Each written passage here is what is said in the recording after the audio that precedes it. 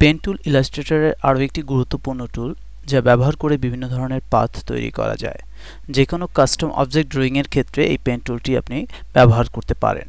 এবার আমরা শিখব কিভাবে এই পেন টুলটি ব্যবহার করে বিভিন্ন ধরনের পাথ তৈরি করা যায়। প্রথমেই পেন টুলটি নির্বাচন করুন। যেখান থেকে আপনার ড্রয়িংটি শুরু করতে চান সেখানে ক্লিক করে যেখানে শেষ করতে চান সেখানে নির্বাচন করুন। দেখুন, জেনারেল স্ট্রেট লাইন তৈরির জন্য এটি ব্যবহৃত হতে পারে, তবে সরলরেখাটি একেবারে সমান্তরালভাবে তৈরি করতে চাইলে শিফট চেপে ধরে তা তৈরি করুন।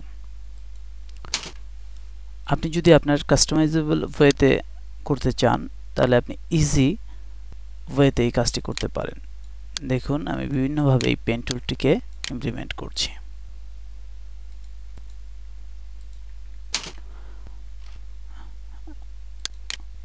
ধরুন আপনি একটি অর্ধবৃত্ত তৈরি করতে চাচ্ছেন, তাহলে এখানে ক্লিক করে মাউসকে ছেড়ে না দিয়ে নিচের দিকে আড়াআড়িভাবে টেনে আনুন। দেখুন, এটি একটি অর্ধবৃত্ত তৈরি করে দিচ্ছে। ভিতরে এই ফিল কালারটি আপনি যদি গ্রেডিয়েন্ট নির্বাচন করেন তাহলে এই ফিল কালারটি গ্রেডিয়েন্টে হবে, অন্যথায় এটি ব্ল্যাঙ্ক থাকতে পারে, সেটি আপনার পছন্দসই ওয়েতে হতে পারে। এবার চাচ্ছেন আপনি একে সোজাসুজি নিচে নামাতে। এখন যদি আপনি এখানে ক্লিক করেন এটি কিন্তু সোজাসুজি নিচে নামবে না, অর্থাৎ এটি বাঁকা হয়ে নিচে নামবে। যে কারণে সরাসরি একে নিচে নামাতে চাইলে অল্টার চেপে ধরে এই পয়েন্টে ক্লিক করতে হবে। এবার শিফট চেপে ক্লিক করুন। দেখুন, এবার এটি সরলভাবে নিচে নেমে গেছে।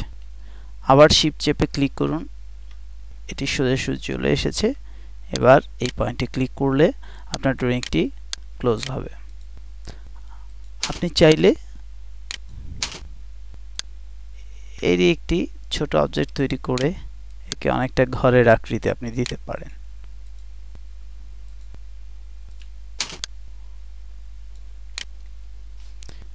এই পেন টুল ব্যবহার করে আপনি আপনার ড্রয়িংকে যথেষ্ট কাস্টমাইজেবল করতে পারেন।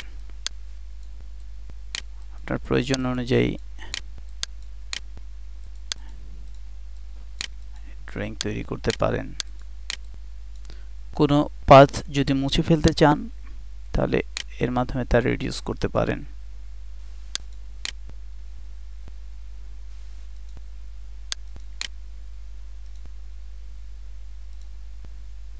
লক্ষ্য করুন,